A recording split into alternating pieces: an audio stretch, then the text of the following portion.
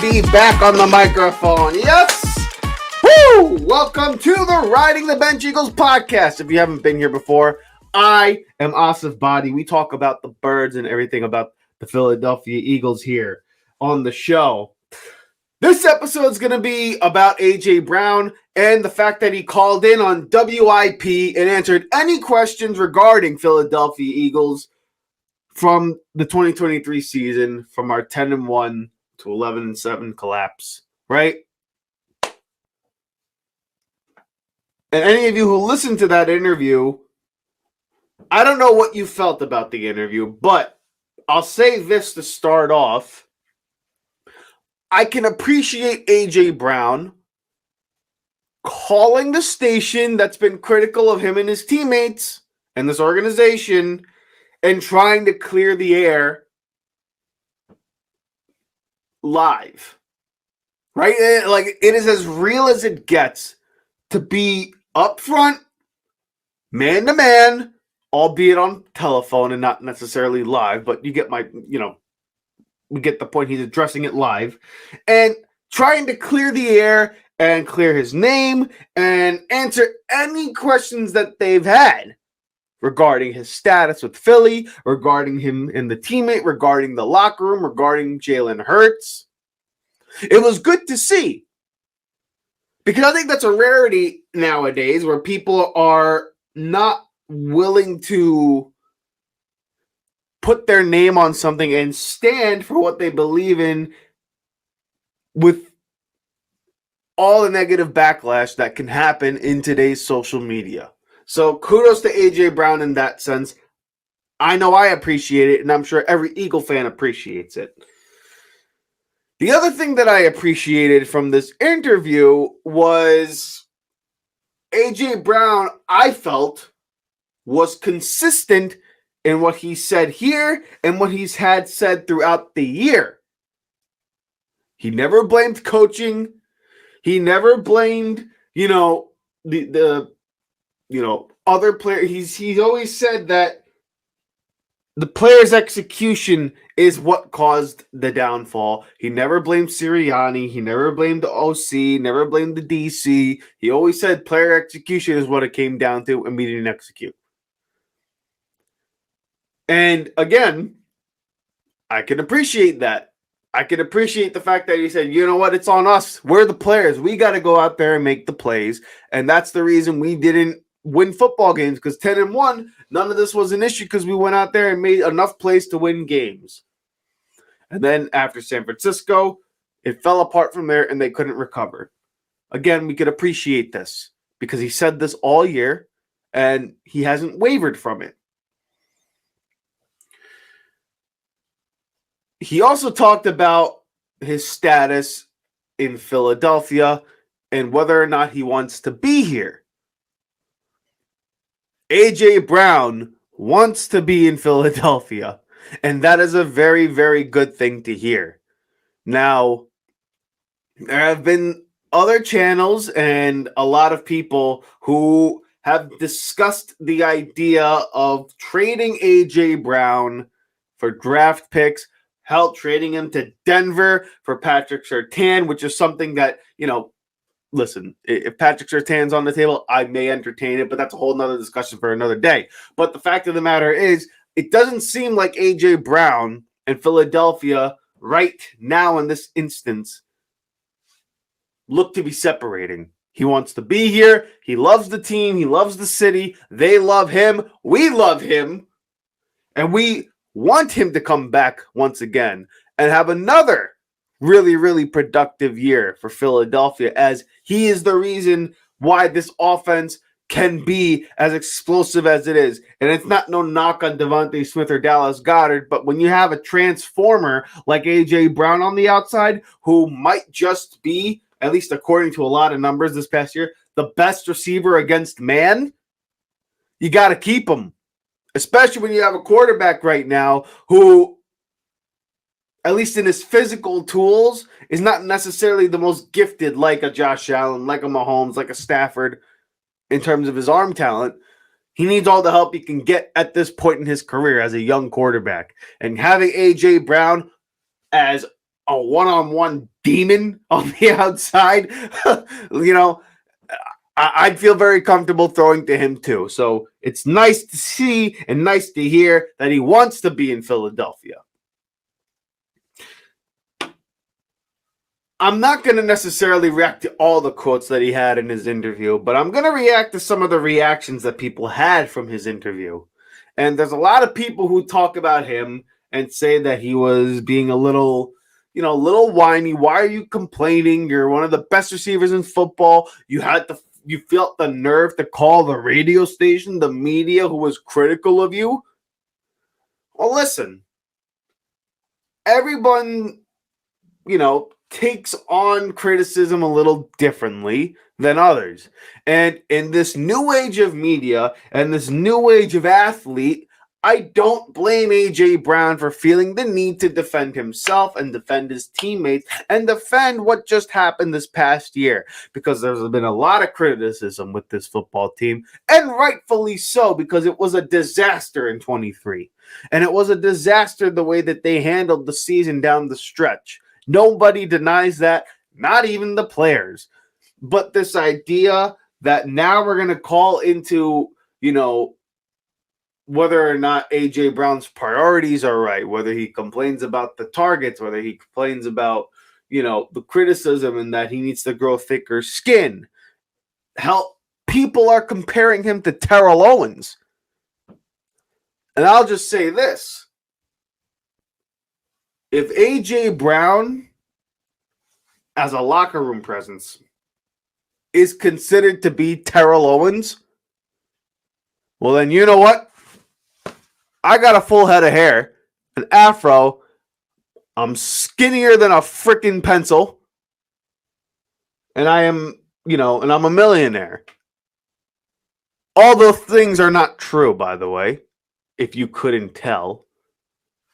The hair was a dead giveaway, I'm sure. And for those of you on the radio audience, I'm bald as hell. But that's another discussion. My point being is, AJ Brown, physically, as a wide receiver and from a production standpoint, has been the closest thing to Terrell Owens in Philadelphia. As I don't think it's a question, Terrell Owens was the best receiver in Philadelphia history right at the moment. But AJ Brown is right behind him, and so is Devontae Smith, ironically. But this whole year, I am convinced, after this WIP interview, and even the way AJ Brown handled the media this year in Philadelphia, while again, you may not say it was the perfect way to go about business as a football player, and the criticisms of being a diva and all that stuff, I thought AJ Brown this year handled himself very well as a quote-unquote diva wide receiver. I think he took things head on. I thought he stood up for what he believed in, wasn't a cancer in the locker room, and quite frankly was one of the reasons why this locker room stayed together as long as it did during the 10-1 stretch.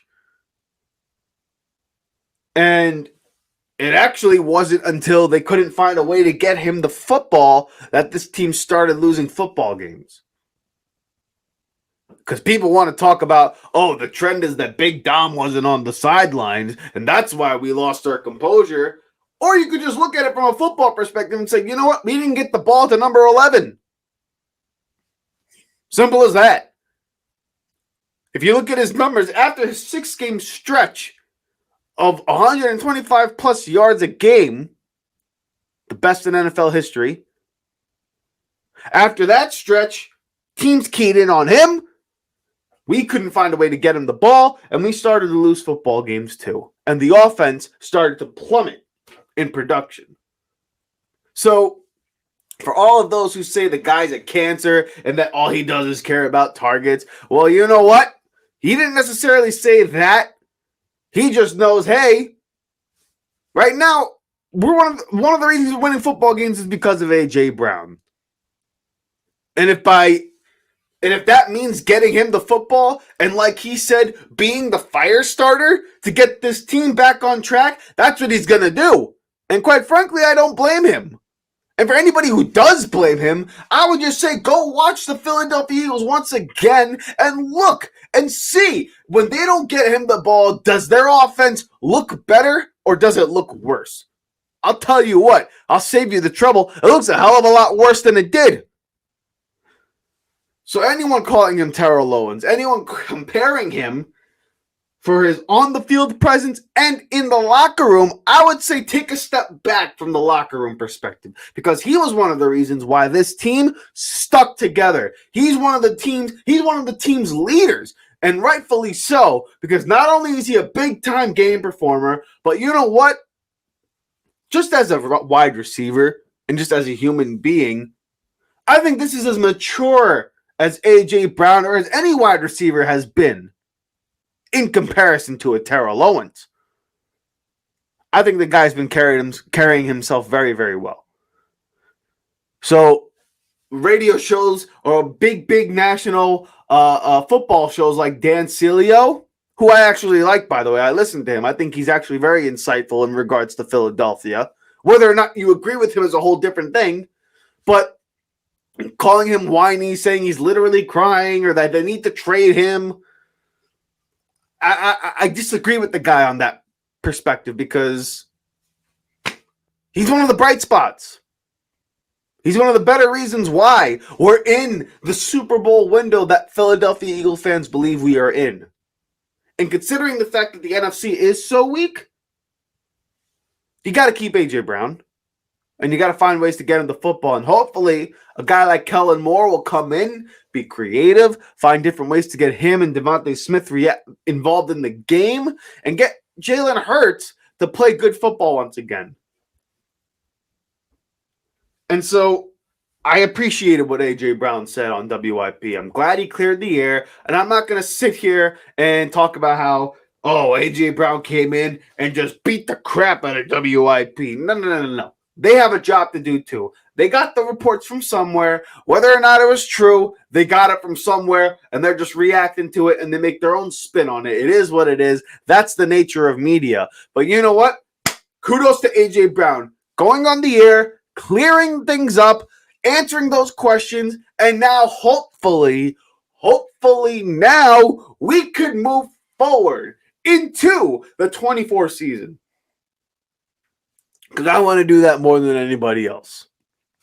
And listen, we have a lot of cap space to work with potentially if we make some cuts, if we extend some guys, if we do some roster manipulation. We can have close to $60 million in cap space with some of the moves that we can make. And Howie Roseman, his feet are to the fire right now, and he's going to have to make some moves. And there are a lot of free agent class.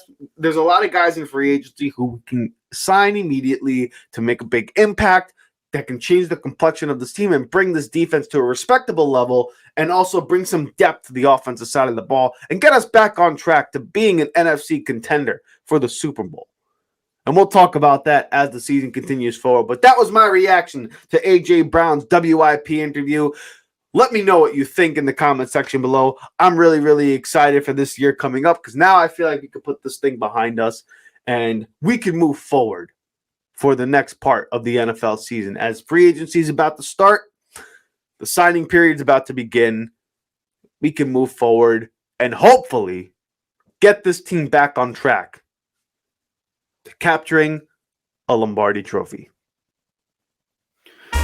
Hey, you got through a full episode of the Riding the Bench Eagles podcast. Thank you for watching. If you want to support the channel, hit the like and subscribe button below. You can also check us out on Instagram at the Riding the Bench podcast with a K instead of C in the word podcast. And also check us out on audio platforms like Apple Podcasts, Spotify, iHeartRadio, you name it, we're on there. All of that is in the description below. Please come back next time for the Riding the Bench Eagles podcast. Thanks for listening.